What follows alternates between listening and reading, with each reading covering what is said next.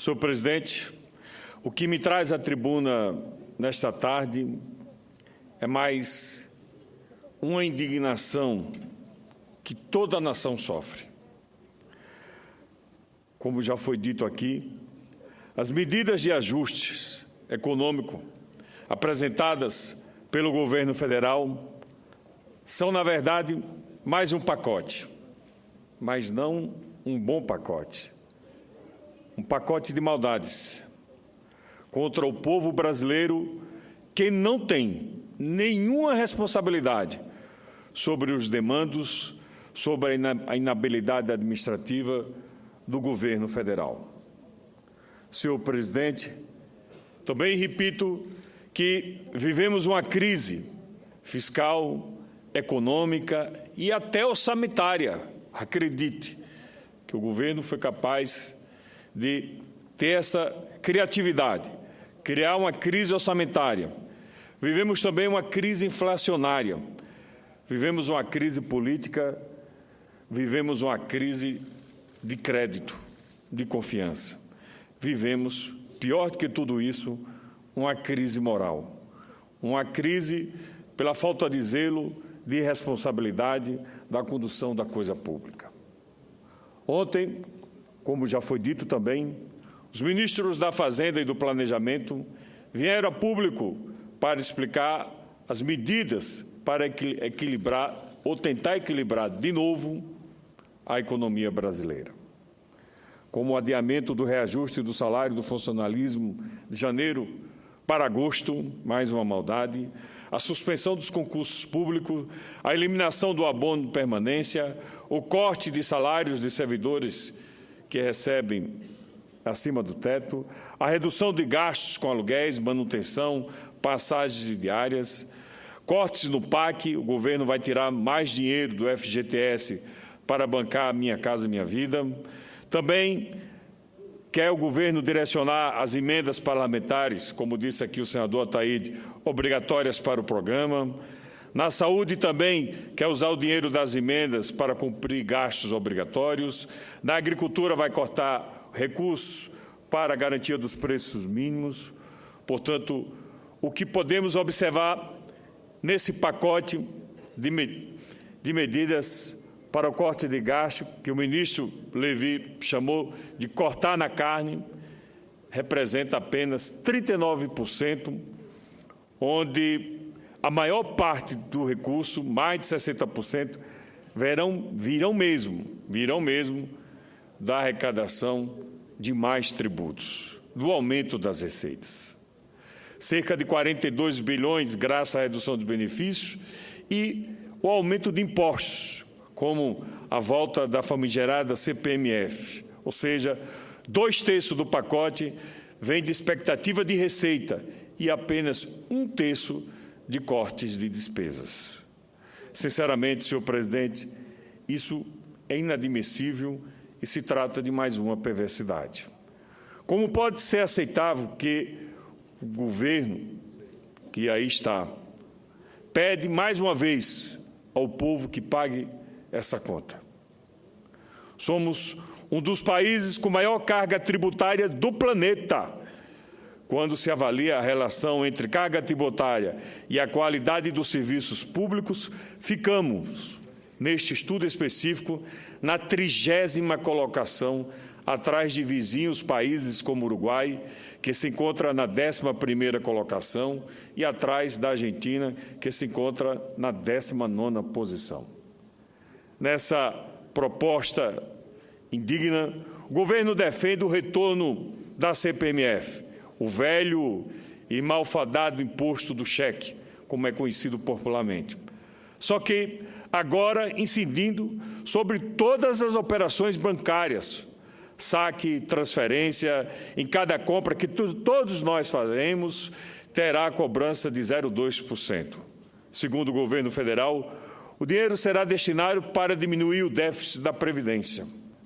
Déficit este gerado ao longo dos últimos anos, com toda certeza, pela falta de gestão das contas públicas e, mais uma vez, os brasileiros terão que pagar essa perversa conta.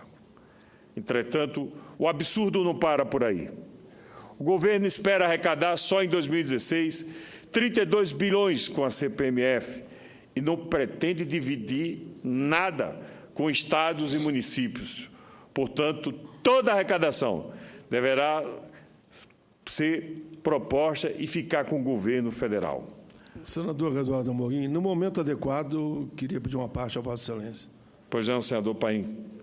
Mas ainda, pela proposta do governo, outro aumento da carga tributária, que é o imposto de renda da pessoa física sobre os ganhos de capital, quando o contribuinte que vender um bem a partir de R$1 milhão. Quanto mais caro o bem, maior será a alíquota, que vai variar de 15% a 30%, onde a expectativa é arrecadar mais de R$1 bilhão e 800 milhões de reais. É simples perceber que nessa proposta o governo corta muito pouco na própria carne. A maior parte é direcionada a recursos de terceiros, mais uma vez, metendo a mão no bolso, no orçamento do cidadão brasileiro. Não se pode cobrar da população brasileira que não aguenta mais pagar tantos impostos, que já está sacrificada e extremamente sofrida. Que pague essa conta do desequilíbrio gerado pela falta de planejamento, e é o que a gente assiste. Improvisos e mais improvisos e mais improvisos o tempo todo. Contudo, senhor presidente, o pacote de más notícias vão além, não param por aí. A semana começou com a notícia de que as projeções para o PIB, Produto Interno Bruto, em 2015, pioraram de acordo com o levantamento divulgado pelo Banco Central e deve registrar o resultado de menos 2,55%. A alta de 9,8% na inflação de 2015. Isso o que o Banco Central diz, senador Paim. Mas, com certeza, nas feiras, nos supermercados, a inflação já passa de 2 dígitos. O dólar, colegas senadores, com o anúncio do pacote fiscal do governo, registra uma valorização de 1,3% e já está cotado para R$ 3,86 para a compra e R$ 3,86,80 para a venda. Hoje, o real é a moeda que mais perde valor no mundo frente ao dólar. E o que dizer da caderneta de poupança, que terá em 2015 a primeira perda real desde 2002, do desemprego, que com certeza deve passar a casa de 1 milhão de desempregados este ano, já que é, infelizmente, uma realidade para muitas famílias brasileiras. Onde essa crise vai nos levar, senhor presidente? Com certeza, o que nos parece é que não chegamos ao fundo do poço. Estamos nessa direção, nesse sentido, mas não chegamos ainda ao fundo do poço. Pois não, senador Paim? Senador Eduardo Amorim, eu estou tão preocupado como estão hoje todas as centrais sindicais, todas as confederações, todo o movimento social com o pacote ora apresentado pelo governo. E Vossa Excelência lembra, eu tenho um dado aqui que diz o seguinte, devido à sonegação, 1/4 de tudo aquilo que deveria ser arrecadado desaparece. Corresponde isso a mais ou menos 415 bilhões. E o governo diz que vai afastar aqueles funcionários da Receita Federal que já estejam aposentados. E eles mesmos, porque não vai pagar mais aquela pequena ajuda que eles têm depois de aposentado, eles mesmos vão pedir para sair. Consequentemente, nós que precisaríamos de mais 1.000 funcionários na Receita Federal para combater a fraude, a sonegação, enfim, o desvio de verba, o roubo, teríamos, no mínimo, 500 desembarcando da Receita e, com isso, a fiscalização diminuindo ainda mais.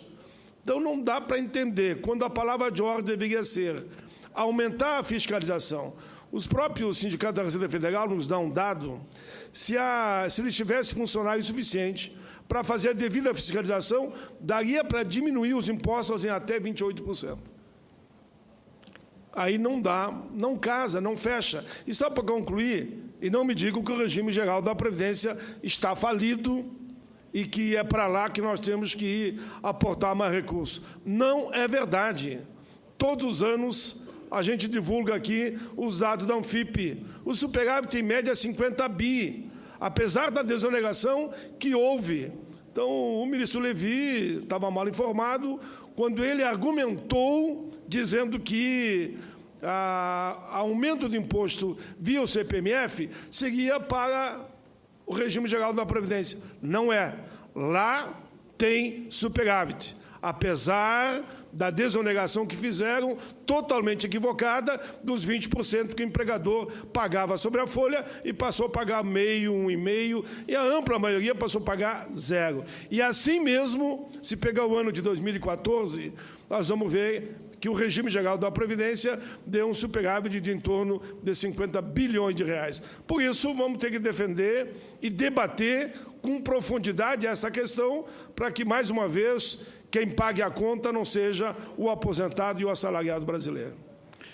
Senador Paim, o que Vossa Excelência nos fala e nos comprova são os equívocos tomados constantemente, lamentavelmente, pelo governo.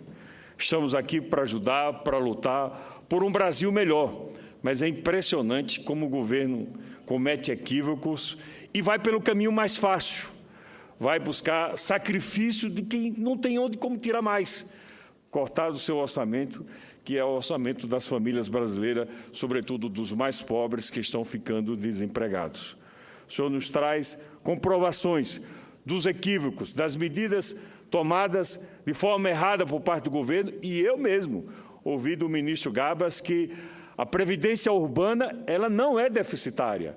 O que o governo vem com isso, na verdade, é buscar a desculpa de que é para a Previdência, quando, na verdade, esse recurso é para tapar outros buracos, outros rombos. E as medidas ontem anunciadas pelo governo, à exceção, com certeza, de um grupo seleto, à exceção dos banqueiros, foram mal acolhidas por setores da sociedade brasileira. O país deverá pagar este ano mais de 80 bilhões de juros, porque a dívida pública cresce ano a ano, com certeza, enriquecendo os ricos e empobrecendo mais ainda os pobres. A sensação que tenho é que estamos caminhando no rumo e na direção do fundo do poço, como já disse. A cada dia que passa, o governo vem perdendo a confiança, o crédito, junto ao povo brasileiro, junto às instituições e junto às agências de risco, como se comprovou. Senhor presidente, colegas senadores, repito, temos no Brasil a maior taxa de juros do planeta e, infelizmente, os juros continuam aumentando neste país. E aqui fica a pergunta que fiz ao ministro-presidente do Banco Central. Como médico, questionei ao presidente do Banco Central, o remédio não está além da dose, não está matando o paciente, que é a economia brasileira e o povo brasileiro? A dosagem não está excessiva? Temos mesmo que pagar esses juros? Só mais alguns instantes. Só tem esse remédio, porque todas as vezes que a inflação aparece, o que a gente sempre escuta é que o Banco Central vai se reunir e, com certeza, vai aumentar taxas de juros. Só tem esse remédio? Será que isso não é um retrocesso? Porque todas as vezes que aumenta a taxa de juros, aumenta a dívida pública. Com certeza, os banqueiros ficam muito mais ricos e os pobres e os trabalhadores desse país ficam mais pobres. Esse não seria um ciclo vicioso? O efeito colateral não estaria sendo mais prejudicial, mais malévolo, mais perverso do que o próprio remédio? Precisamos agir, é fato, porém com responsabilidade, sobretudo com o nosso povo, com a nossa gente. Esse país tem jeito, o jeito passa pelas nossas escolhas, pelas nossas atitudes. Que o governo tenha atitudes mais responsáveis, que pense nos mais necessitados desse país e que não enriqueçam tanto os já enriquecidos que, com certeza, se aproveitam deste país. É só, senhor presidente. Muito obrigado.